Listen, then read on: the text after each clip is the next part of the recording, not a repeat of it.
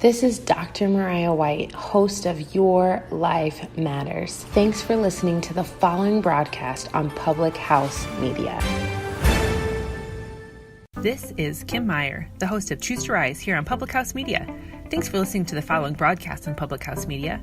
Once you're done with this episode, I hope you'll come check out my show, Choose to Rise, where we talk about living with positive mindsets, how to increase our confidence, building our faith, and living out our life on purpose. A new show comes out via podcast every Monday, Wednesday, Friday. And if you want to catch the episode live instead, stop by Public House Media around 6:45 Central Standard Time, Monday, Wednesday, Friday as well. Don't forget to subscribe on iTunes so you'll never miss an episode of Choose to Rise. Thanks again for checking out the following broadcast on Public House Media.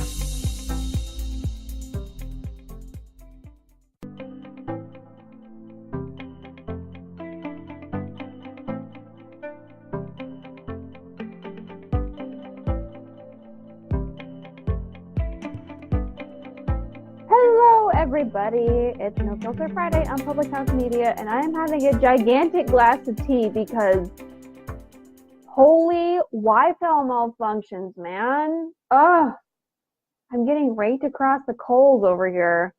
So let us take a moment to share the broadcast before we really get into this monkey. I have been I've been working like crazy this week, and then I've got more this weekend. I'm between two shoots. I had a very arduous Monday through Wednesday shoot on this movie that I'm producing, and then this weekend, tomorrow and Sunday, I'm on the overnight boat out of Oxnard for the Dan Hernandez fishing TV show that I'm shooting. I'm fishing, yes, but while I'm fishing, I'm shooting a BTS episode because Dan has been on the air for 31 years and he still hasn't had a BTS special. So we talked about it. We're going to do it. Let me share this really fast. Post. Tunsies. All right, back to business. My good. Oh, thanks for waiting, David Bobke. I had like the worst Wi-Fi malfunction. Like it would not cooperate. It was all lit up and ready and set to go, and like went to go be like think live, and it was like no, you were mistaken. You are horribly mistaken thinking that that's what you're gonna do. So what we are gonna do now is talk about how I may have accidentally Me Too'd like 5 people on my own set. And I didn't mean to. It's just kind of how it happens. Unfortunately, but they all survived. But it was kind of interesting to be the one doing the Me Tooing. So what happened was, been producing this movie, and we finally shot it Monday through Wednesday, and it was like these like super grueling shoot, and I had to do a million things at once. Hoping to see action figures. Oh yeah, we might have to say that for next week, but the good news is this house is full of action figures. I mean, full of them. It's crazy.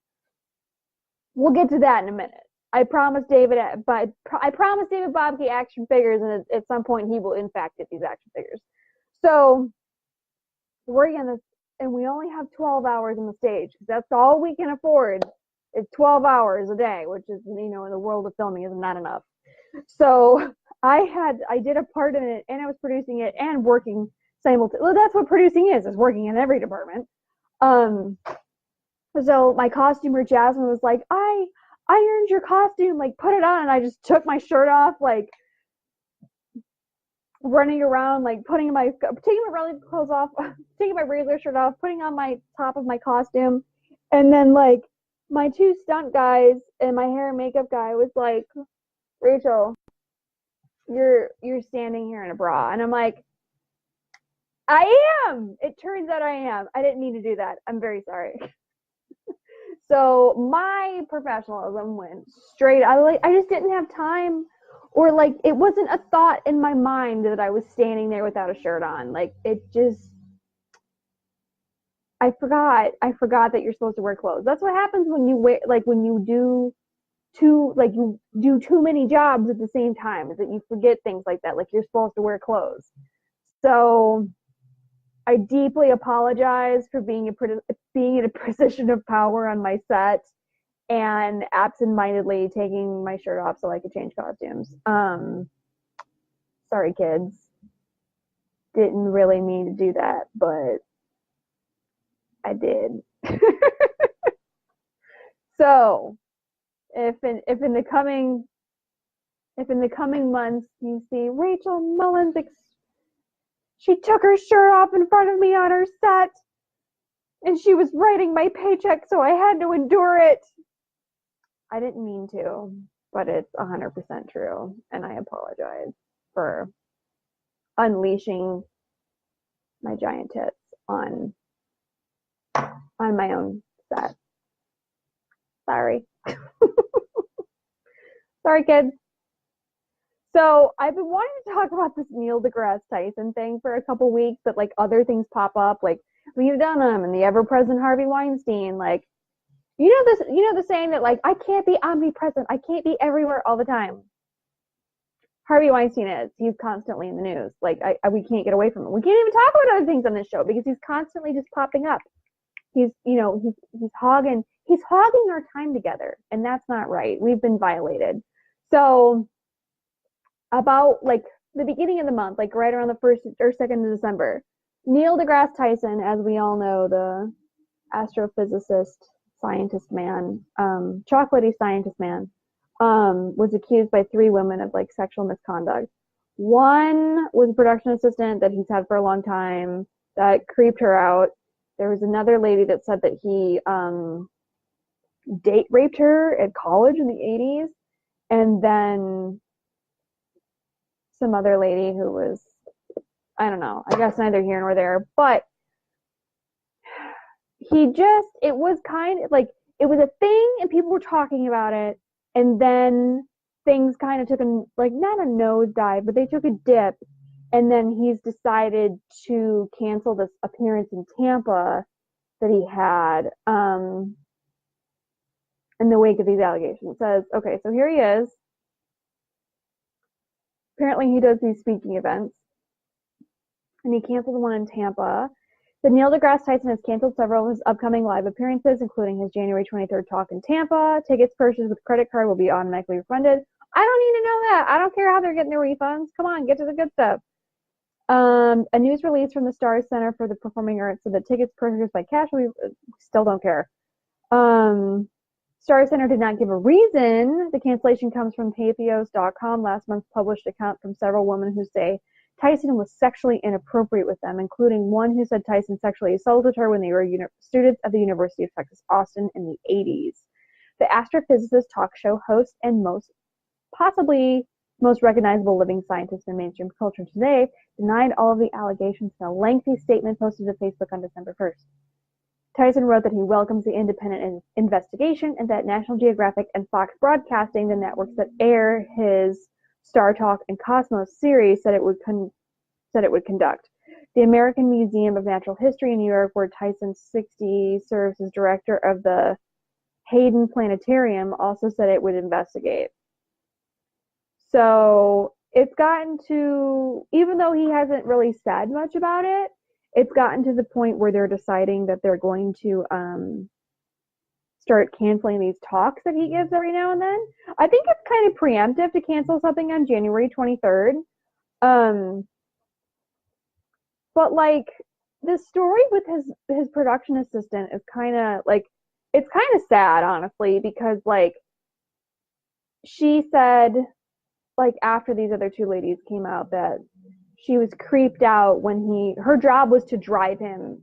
She's a production assistant. Her job is everything. Her job is whatever people tell her to do.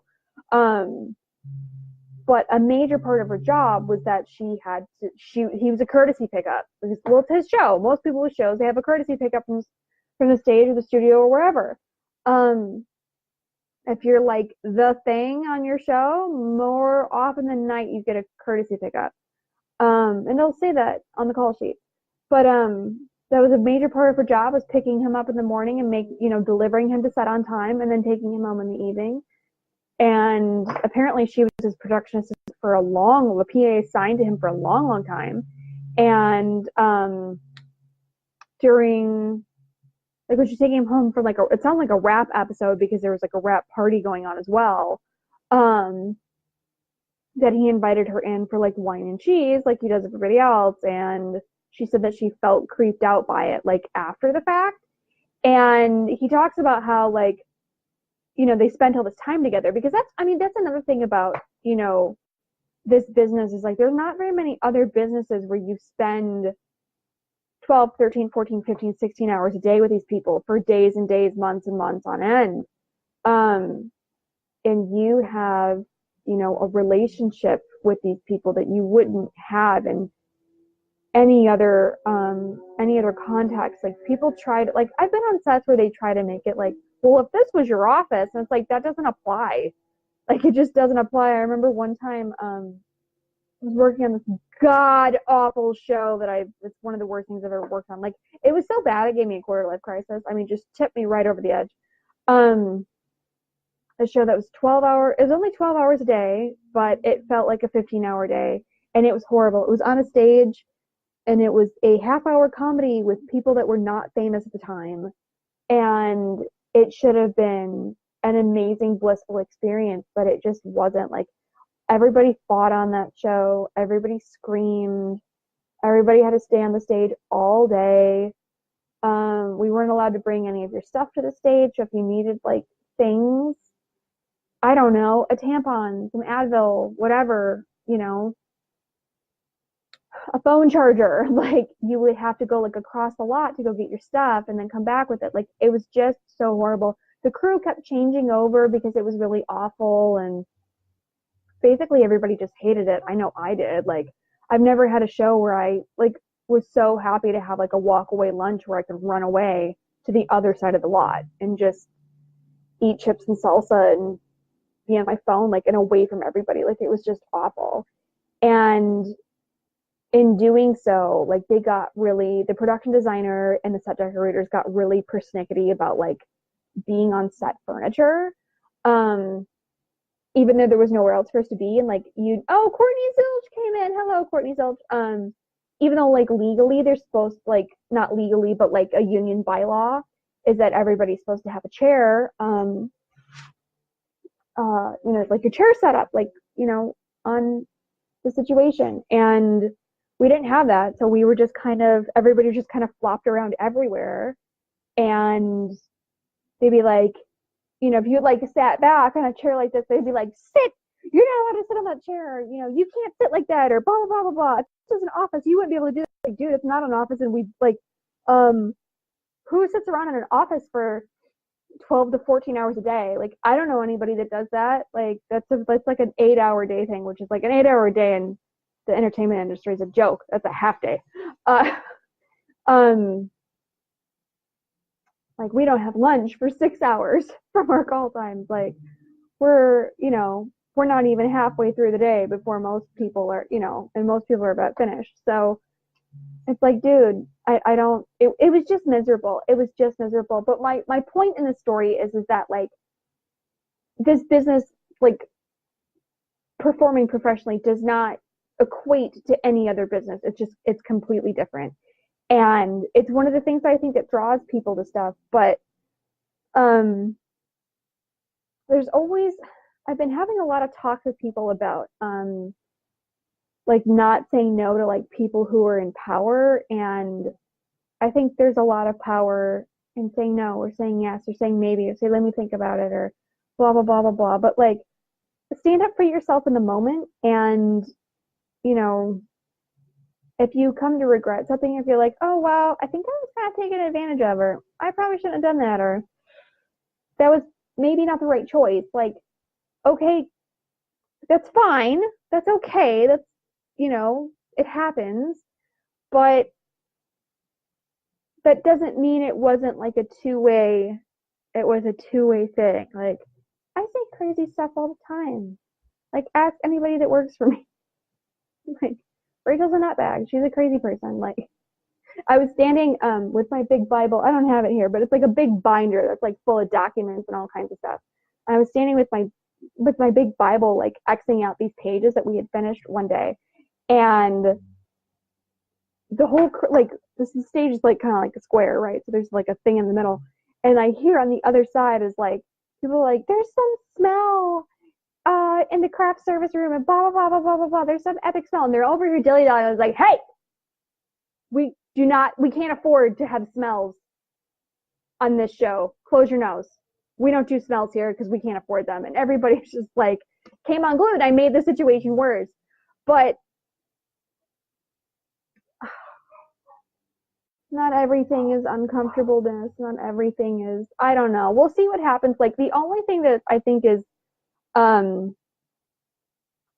semi-damning in the Neil deGrasse Tyson situation is this woman that he supposedly date raped in the 80s. But I think if she wants to make that case, she's welcome to make it, but it's probably going to have to be a pretty good one because the other two ladies that have had anything to say are not looking so hot. But Nat Geo and Fox are going to investigate, so who knows? I mean, granted, they're going to be investigating themselves to a degree, so we'll see what happens. But I have a feeling this is going to be like the MTV thing, and you know, not that I've ever been a PA, but I've had people that have assisted me over the years, and like, they've definitely been through some crazy stuff with me, and I love them all dearly.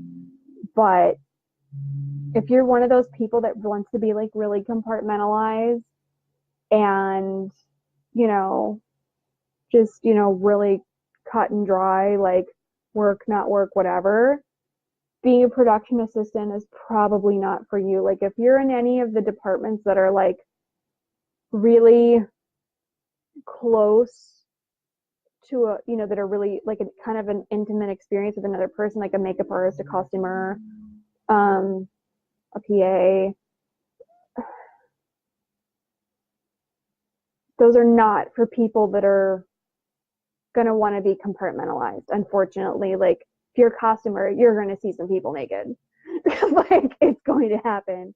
If you're a makeup artist, you're going to be up in all of this. And if you got to do makeup, body makeup, you're going to be up in all of this. Like, it's not, and if you're going to be somebody's PA or somebody's assistant, like, you're going to know all the dirt, all the junk, you know what I mean? You're going to know all that stuff. And if that kind of intimacy is something that you can't get down with in a professional environment, that's totally fine. That's your choice. But I highly suggest that you do not partake in working in any of those departments, because you are going to be very unhappy, and the people that you're working with are going to be unhappy too. In my constant, you know, changing and not a care in the world, zero modesty whatsoever. I was talking to this girl that I'm friends with on a set of a movie I did a few weeks ago, and she was like, yeah, she's like, I don't care, but she was in a movie the previous week, and she was like, yeah, I met this new girl who hasn't really worked that much, and we were in the fitting, and, you know, she was, you know, they were changing her, and she was just getting so uncomfortable and so huffy puffy, and like, she just couldn't hang. And I'm like, I sympathize with that. I understand why that would be uncomfortable for somebody, but if that's something that's really going to weigh on you, you know, being in an occupation where you're going to be told what to wear or be changed, you know, in any way, hair, makeup, wardrobe, whatever, like from someplace between your head and your toes, you're going to have to, you know, do what somebody else wants and change any of this. This is probably not the business for you. Like, I do tons of nudity. I certainly don't expect other people to do it, and I understand like why people wouldn't want to do it, but if that's your situation, then don't do nudity, because it's going to be bad for you, and it's going to be bad for people around you. Like, a level of comfort with that is like absolutely required in these situations. So I don't know, like, PAs have a really, really hard job, and it doesn't pay dick. Like, I don't even know why people do that job. Like, I can't tell you how many times I go to work and I'm like, man, that person must really love light bulbs, or that person must really love extension cords, or whatever department it is that they work in, because I'm like, man, oh man, that is awful. It's long, it's arduous, and it doesn't pay, and you have to put up with all these people going me all day long. Ooh, no, thank you, man. No, thank you. So I have real sympathy for the PAs. I had 2 or 3 PAs this week that were just above and beyond amazing, and they were so wonderful, and I can't wait to have them again. But it's a crazy job for sure. And if you want to be compartmentalized, just don't. Like, choose a different department, like camera, grip, electric, something that's not so, like,